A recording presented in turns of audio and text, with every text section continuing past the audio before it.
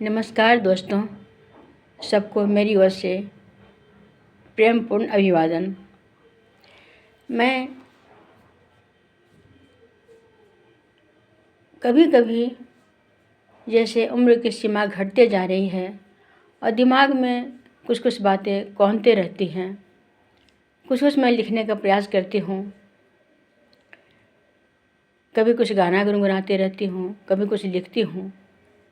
इसी पर मैं एक कार्य जीवन के बारे में कुछ लिखने की चेष्टा की है। अगर आप लोगों को अच्छा लगे तो मेरा मनोबल बढ़ाइएगा। धन्यवाद। विधाता की रचना में मनुष्य की सबसे उत्कृष्ट रचना है।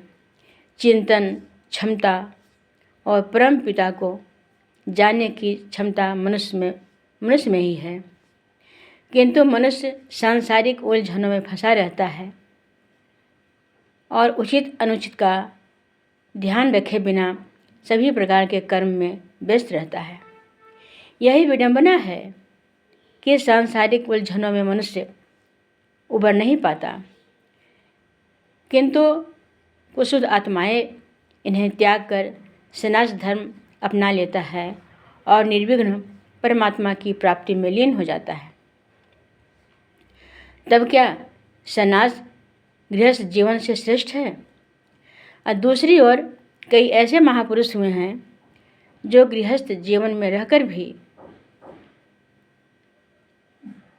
बड़े बड़े सन्यासों से श्रेष्ठ हैं। एक उदाहरण राजा जनक का है, जो विदेह थे और गृहस्थाश्रम के सभी कर्तव्यों का पालन करते हुए भी उच्च कोटि के ऋषि माने जाते थे। अष्टावक्र जैसे ऋषि भी उनके शिष्य हुए। पितामह भीष्म भी ब्रह्मचर्य व्रत का पालन करते हुए अपने कर्तव्यों का निर्वाह किया। एक कथा है कि एक मांस बेचने वाला कसाई की पत्नी द्वारा एक साधु को भिक्षा देने में विलंब हुआ तो साधु अपने कमंडल से जल निकालकर उसे श्राप देने को उद्यत हुआ। चेष्टा की, किंतु कसाई की पत्नी अपने पातिव्रत धर्म के बल पर उसे भी कुछ नहीं कर सका। साधु उसे अनसुनी कर क्रोधवश श्राप देने की कोशिश भी की, परंतु कसाई की पत्नी के गृहस्थ धर्म पालन की शक्ति ने साधु के तपोबल को विफल कर दिया।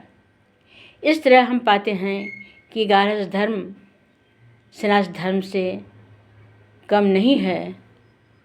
इसलिए मनुष्य को गृहस्थ धर्म करते हुए भी मनुष्य को अपने धर्म के प्रति, ईश्वर के प्रति तल्लीन होना चाहिए। धन्यवाद।